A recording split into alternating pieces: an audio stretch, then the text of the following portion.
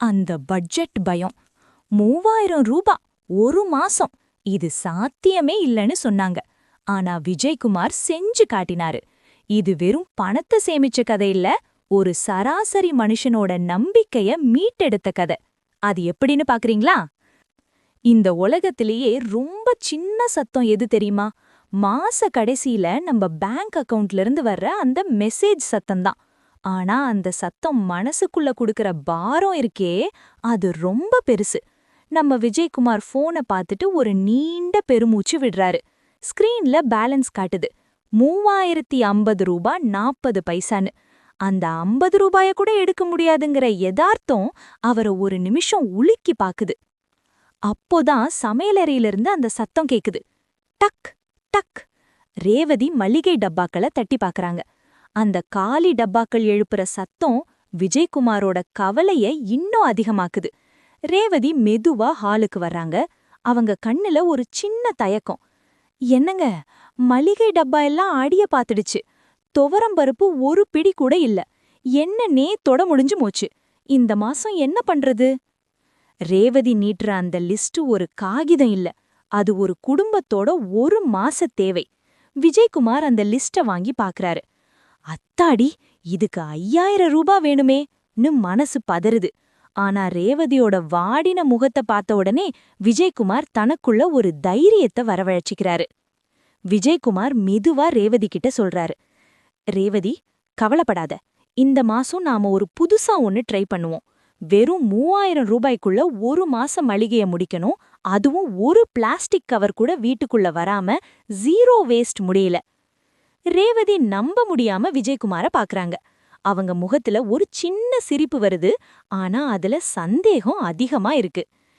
என்னங்க, விளையாடுறீங்களா? வெறும் சோப்பு, ஷாம்பு, பேஸ்ட்னு வாங்கினாலே 500 ரூபா மேல ஆகும். இதுல ஒரு மாசம் மளிகையா? முடியவே முடியாதுங்கன்னு சொல்றாங்க. ஆனா விஜய்குமார் ரொம்ப நிதானமா, ரேவதி, நாம பண்ற செலவுல பாதி காசு நாம வாங்குற அந்த பிளாஸ்டிக் கவருக்கும் அழகான பேக்கிங்குக்கும் தான் போகுது. பொருளோட விலைய விட விளம்பரத்துக்கே நாம காசு கொடுக்கறோம். இந்த முறை நேரடியா கடைக்கு போய் நாம கொண்டு போற பையிலேயே வாங்கிட்டு வருவோம். அங்கதான் என் ட்ரிக் இருக்குன்னு சொல்லிட்டு அலமாரில இருந்து அந்த பழைய துணி பைய தூக்குறாரு. அந்த பைய தூக்கும்போது விஜய்குமார் மனசுல ஒரு வைராகியம் தெரியுது. இது வெறும் சவால் இல்ல, தன் குடும்பத்தோட தேவைய தன் கைக்குள்ள கொண்டு வர்ற ஒரு குடும்பத் தலைவனோட போராட்டம்.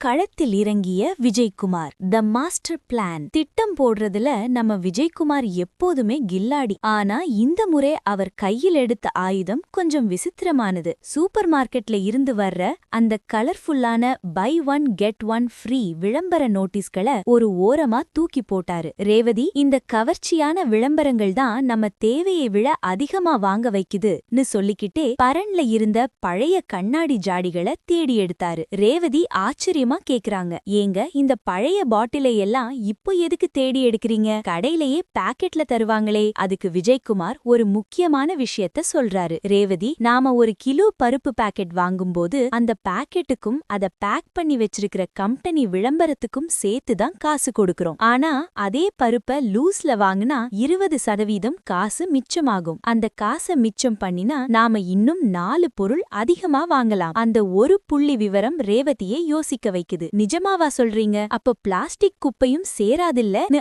ஆர்வமா கேக்குறாங்க. கண்டிப்பா. ஒரு மாசத்துக்கு நாம தூக்கி போடுற பிளாஸ்டிக் கவர் மட்டும் ஒரு மூட்டை வரும். அதை இன்னைக்கு நாம குறைக்க போறோம்னு சொல்லிட்டு பழைய ஹார்லிக்ஸ் பாட்டில்களையும் ஜாம் ஜாடிகளையும் தேய்ச்சு காய வைக்கிறாங்க. இப்போ 2 பேரும் சேர்ந்து சமையலறையில ஒரு லிஸ்ட் போடுறாங்க. அது வெறும் லிஸ்ட் இல்ல, ஒரு தவம். ரேவதி, லிஸ்ட்ல 1 கிலோ துவரம் பருப்புன்னு எழுதாத. டப்பாவை நல்லா தட்டிப்பாரு. அடியில இன்னும் ஒரு 2 கைப்பிடி பருப்பு இருக்கு. அது இந்த வாரம் ஓடிடும். அதனால இந்த மாசம் 3/4 கிலோ துவரம் பருப்பு வாங்கினா போதும். அந்த காசுல நாம ஒரு 1/4 கிலோ உளுந்து அதிகமா வாங்கிக்கலாம். 100 கிராம் கடுகு போதும். ஒரு மாசத்துக்கு அதுவே ஜாஸ்தின்னு ஒவ்வொரு பொருளையும் கணக்கு பார்த்து எழுதுறாங்க. அந்த லிஸ்ட்ல தேவையில்லாத பிஸ்கெட் பாக்கெட்டுகளோ விளம்பரத்துல வர்ற இன்ஸ்டன்ட் உணவுகளோ இல்ல. ரேவதி சிரிச்சுக்கிட்டே சொல்றாங்க. நீங்க சொல்றத பார்த்தா இந்த 3000 ரூபாய் பட்ஜெட்ல நாம ராஜ வாழ்க்கை வாழலாம் போல இருக்கே. அந்த நிமிஷம் அந்த வீட்டுல ஒரு தெளிவு பிறக்குது. தேவையில்லாத பிராண்டட் ஐட்டம்களை தவிர்த்துட்டு தரமான உள்ளூர் பொருட்களை வாங்க முடிவு பண்ணின அந்த நொடிதான் விஜய்குமாரோட சக்சஸ் ஃபார்முலா வேலை செய்ய ஆரம்பிச்சுது. பழைய துணிப்பைதலை ஒன்னு விடாம மடிச்சு எடுத்துக்கிட்டு ரேவதி கிளம்பலாமான்னு விஜய்குமார் கேக்கும்போது அவர் முகத்துல ஒரு வெற்றியாளனோட ஒரு சின்ன கர்வம் தெரியுது. ஏன்னா அவர் சேமிக்க போறது வெறும் காசை மட்டும் இல்ல, ஆரோக்கியத்தையும் சேர்த்துதான். தர்மலிங்கம் அண்ணே கடை, த பல்க் பை ஸ்ட்ராட்டஜி. நேரா நம்ம தர்மலிங்கம் அண்ணே கடைக்கு விஜய்குமார் போயாச்சு. இந்த காலத்து சூப்பர் மார்க்கெட் மாதிரி கண்ணாடி கதவு, ஏசிலாம் கிடையாது. ஆனா அங்கே ஒரு நேர்மையான மனுஷரோட புன்னகை இருக்கும். விஜய்குமாரை பார்த்ததும் அண்ணா ஆச்சரியப்படுறாரு. என்ன விஜயகுமார் தம்பி, ரொம்ப நாள் கழிச்சு இந்த பக்கம். அந்த பெரிய கடைங்கள்ல ஆஃபர் எதுவும் முடிஞ்சு போச்சான்னு சிரிச்சுக்கிட்டே கேக்குறாரு. விஜய்குமார் அதுக்கு சிரிச்சுக்கிட்டே, அண்ணே, ஆஃபருங்கிறது கண்ணை மறைக்கிற மாயேன்னு இப்பதான் புரிஞ்சுது. இதோ இந்த லிஸ்ட்ல இருக்கிறத கொடுங்கன்னு பேப்பரை நீட்டுறாரு. ஆனா அதுக்கு முன்னாடி ஒரு முக்கியமான கண்டிஷன் போடுறாரு. அண்ணே, எனக்கு பிளாஸ்டிக் கவர் வேணாம். இதோ நான் கொண்டு வந்திருக்கேனே இந்த துணிப்பைங்க, இதுலயே ஒவ்வொன்னா போட்டு அளந்து கொடுத்துருங்கன்னு சொல்றாரு. தர்மண்ணே ஆச்சரியத்துல ஒரு நிமிஷம் நிக்கிறாரு. என்ன தம்பி சொல்ற? இந்த காலத்துல எல்லாரும் பாக்கெட்ல அடைச்சது கேக்குறாங்க, நீ என்னடானா லூஸ்ல கேக்குற? விஜய்குமார் பொறுமையா விளக்குறாரு. அண்ணே, அந்த பாக்கெட்ல அடைச்ச பொருளோட எடைய விட அந்த பாக்கெட்டுக்கும் விளம்பரத்துக்கும் தான் நாம அதிக காசு தர்றோம். எனக்கு பொருள் சுத்தமா இருந்தா போதும்னு சொல்ல தர்மண்ணே உற்சாகமாகறாரு. சரி தம்பி, உன் விருப்பப்படியே அளக்குறேன்னு சொல்லிட்டு பருப்பு, தானியங்கள்னு ஒவ்வொன்னா இரும்பு தராசுல வச்சு அளந்து போடுறாரு தர்மண்ணே. தம்பி, இந்த பருப்பை பாரு, இது நேரடியா மில்லுல இருந்து வந்தது, பாலிஷ் போடாதது. பிராண்டட் விட இதுதான் ருசியா இருக்கும், விலையும் கம்மின்னு அவர் சொல்லும்போது விஜய்குமார் மனசுக்குள்ள கால்குலேட்டர் விறுவிறுப்பா ஓடுது. சூப்பர் மார்க்கெட்ல என்ன பாக்கெட் வாங்கினா 1 லிட்டருக்கு பிளாஸ்டிக் கவர் காசும் சேர்த்து தான் வாங்குவாங்க. ஆனா விஜய்குமார் தன் வீட்ல இருந்து எடுத்துட்டு வந்து அந்த பழைய எண்ணெய் கேனு நீட்டுறாரு. தர்மண்ணே செக்குல ஆட்டின எண்ணெயா அதுல ஊத்தும்போது, அண்ணே, இதுல ஒரு துளி கூட வேஸ்ட் ஆகல பாத்தீங்களான்னு விஜய்குமார் பெருமையா சொல்றாரு. துவரம்பருப்பு, பாசிப்பருப்பு, எண்ணெய், சர்க்கரைன்னு எல்லாத்தையும் வாங்கி முடிச்சுட்டு அந்த துணிப்பைகளை தூக்கும்போது கைகளுக்கு கனமா இருந்தாலும் விஜய்குமார் மனசு லேசா இருக்கு. கடைசியா தர்மண்ணே பில் போடுறாரு. மொத்தம் 1800 ரூபாய் தம்பின்னு சொல்றாரு. விஜய்குமாருக்கு ஒரு நிமிஷம் தன் காதையே நம்ப முடியல. வழக்கமா சூப்பர் மார்க்கெட்ல இதே ஜாமான் வாங்கினா 2500 ரூபாய தாண்டும். கையில இருந்த 3000 ரூபாயில 1800 ரூபாய் போக இன்னும் 1200 ரூபாய் மிச்சம் இருக்கு. உடனே போனை எடுத்து ரேவதிக்கு கூப்பிடுறாரு. ரேவதி, சவால்ல பாதி ஜெயிச்சிட்டோம், மளிகை எல்லாம் வாங்கியாச்சு, இன்னும் 1200 ரூபாய் நம்ம கையில பத்திரமா இருக்குன்னு அவர் சொல்லும்போது அந்த திருப்தி அவர் குரல்லையே தெரியுது. பிளாஸ்டிக் இல்லாத, கலப்படம் இல்லாத அந்த பொருட்கள் விஜய்குமாரோட பையில மட்டும் இல்ல, அவர் மனசுலயும் ஒரு பெரிய நம்பிக்கைய விதைச்சிருக்கு. உழவர் சந்தை யுத்தம், த ஃப்ரெஷ் அண்ட் ஹானஸ்ட் பார்கெயின். அடுத்த ஸ்டாப் நம்ம உழவர் சந்தை. சூப்பர் மார்க்கெட்ல ஏசி காத்துல பிளாஸ்டிக் கவர்ல சுத்தி வச்சிருக்கிற அந்த பழைய காய்கறியை விட மண்ணு வாசனையோட நேரடியா தோட்டத்திலிருந்து வர்ற காய்கறிக்கு எப்பவுமே தனி மவசுதான். அங்க நம்ம மாரியம்மா பாட்டி கூவிக்கிட்டு இருக்கிறாங்க. தம்பி, இதோ பாருப்பா, காலையில செடியிலிருந்து பறிச்ச தக்காளி நல்ல ரத்தம் மாதிரி சிவப்பா இருக்கு, ஒரு கூடைய எடுத்துக்கப்பான்னு அன்பா விஜய்குமாரை கூப்பிடுறாங்க. விஜய்குமார் அங்கேயும் ஒரு செம வித்தைய கையாளுறாரு. பாட்டி, தக்காளி இப்போ என்ன விலைன்னு கேக்குறாரு. தம்பி, வெளிய 40க்கு விக்கிறாங்க, ஆனா இது ஏன் தோட்டம், உனக்கு 30க்கே தரேன்னு பாட்டி சொல்ல விஜய்குமார் கணக்கு போடுறாரு. அவர் லிஸ்ட்ல இல்லாத காய்கறிகளை பார்த்து ஆசைப்படல. பாட்டி, தக்காளி 2 கிலோ கொடுங்க, அப்படியே இந்த முருங்கைக்காயும் ஒரு கட்டு கீரையும் வேணும்னு சொல்லி வாங்குறாரு. முக்கியமா அந்தந்த சீசன்ல எந்த காய்கறி மலிவா கிடைக்குதோ அதை மட்டும்தான் அவர் தேர்வு செஞ்சாரு. ஏன்னா சீசன் காய்கறிகள் உடம்புக்கும் நல்லது, பையில இருக்கிற காசுக்கும் நல்லது. காய்கறிகளை அளந்து முடிச்ச உடனே மாரியம்மா பாட்டி ஒரு பிளாஸ்டிக் கவரை தேடுறாங்க. விஜய்குமார் உடனே தடுத்துட்டு, வேண்டாம் பாட்டி, பிளாஸ்டிக் கவர் வேணாம், இதோ என் துணிப்பை இருக்கு, இதுலயே போட்டுடுங்கன்னு சொல்லிட்டு தன் பைய நீட்டுறாரு. அந்த பாட்டி ஒரு நிமிஷம் கைய நிறுத்திட்டு விஜய்குமார ஆச்சரியமா பாக்குறாங்க. ஒரு சிரிப்போட சொல்றாங்க, தம்பி, உன்ன மாதிரி எல்லாரும் கவர் வேணான்னு சொன்னா எங்களுக்கும் இந்த கவர் வாங்குற செலவு மிச்சமாகும்பா. இந்த காலத்துல இப்படி ஒரு பொறுப்பான தம்பிய பாக்குறதே சந்தோஷமா இருக்குன்னு சொல்லிட்டு அன்பா ஒரு பச்சை மிளகாய ராசிக்குன்னு அதிகமா எடுத்து போடுறாங்க. பாட்டி சொன்ன அந்த வார்த்தை இருக்கே, அது விஜயகுமாருக்கு 100 ரூபாய் லாபத்தை விட பெரிய சந்தோஷத்தை கொடுத்துச்சு. 400 ரூபாய்க்குள்ள ஒரு வாரத்துக்கு தேவையான அத்தனை காய்கறியும் கீரையும் பையில ஏறிடுச்சு. அந்த மண்ணு வாசனையோட இருக்கிற காய்கறிகளை பார்க்கும்போது விஜயகுமார் மனசுக்குள்ள ஒரு உறுதி பிறக்குது.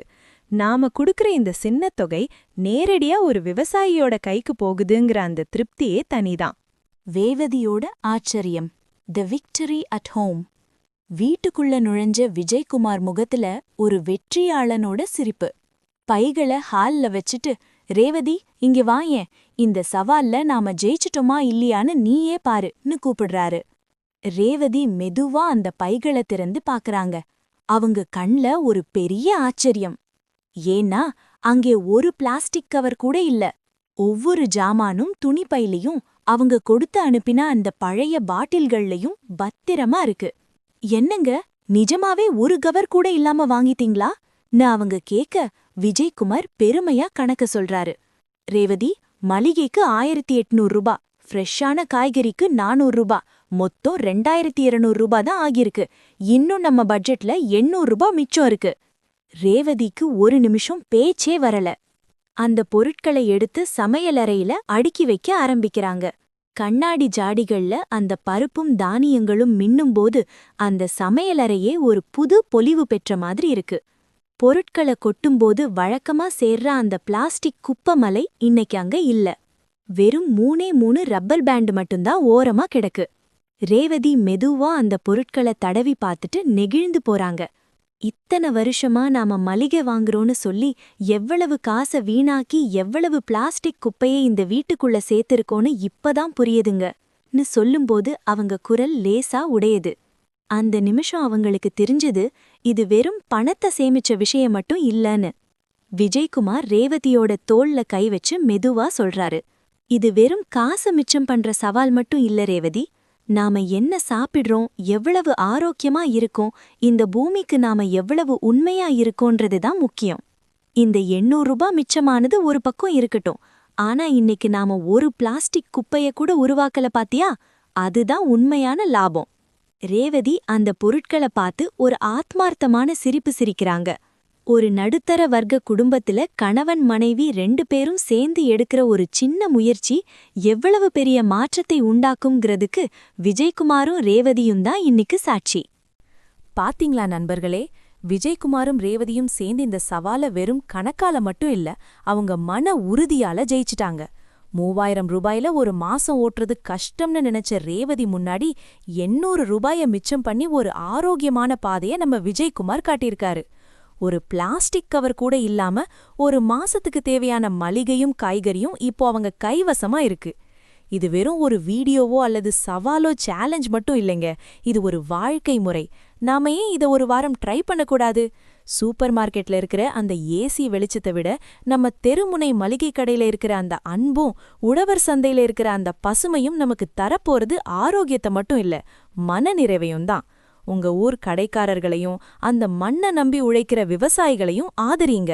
அப்போதான் உங்க பணமும் மிச்சமாகும், அடுத்த தலைமுறைக்கு நாம ஒரு சுத்தமான பூமியையும் குடிக்க முடியும்.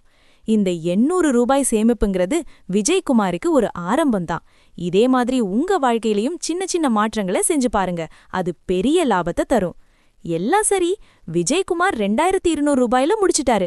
ஆனா எனக்கு ஒரு சந்தேகம், இதே 3000 ரூபாய உங்ககிட்ட கொடுத்தா உங்களால ஒரு மாச மளிகையை சமாளிக்க முடியுமா, இல்ல இதெல்லாம் சாத்தியமே இல்லைன்னு நினைக்கிறீங்களா? உங்க நேர்மையான பதில கமெண்ட்ல சொல்லுங்க. உங்களால முடியும்னா எஸ்ன்னு போடுங்க, முடியாதுன்னா அதுக்கான காரணத்தை சொல்லுங்க. ஏன்னா உங்க ஒவ்வொரு கமெண்ட்டும் இன்னொருத்தருக்கு ஒரு பெரிய பாடமா இருக்கலாம். உங்க சேமிப்பு கதைகளை கமெண்ட்ல என் கூட பகிர்ந்துக்கோங்க. இந்த ஜீரோ வேஸ்ட் பயணமும் பட்ஜெட் திட்டமிடலும் உங்களுக்கு பிடிச்சிருந்தா மறக்காம நம்ம கீப் சேவிங் சேனலுக்கு ஒரு லைக் போடுங்க. விஜயகுமாரும் ரேவதியும் இப்ப ரொம்ப சந்தோஷமா இருக்காங்க. ஏன்னா அவங்க பட்ஜெட்ல மட்டும் இல்ல, அவங்க வாழ்க்கையிலயும் ஒரு தெளிவு பிறந்திருக்கு. அடுத்த வீடியோல வேறொரு விறுவிறுப்பான பட்ஜெட் சீக்ரெட்டோட உங்களை சந்திக்கிறேன். அது வரைக்கும் தேவையறிந்து செலவு செய்வோம், சிக்கனமா இருப்போம், செழிப்பா உயர்வோம்.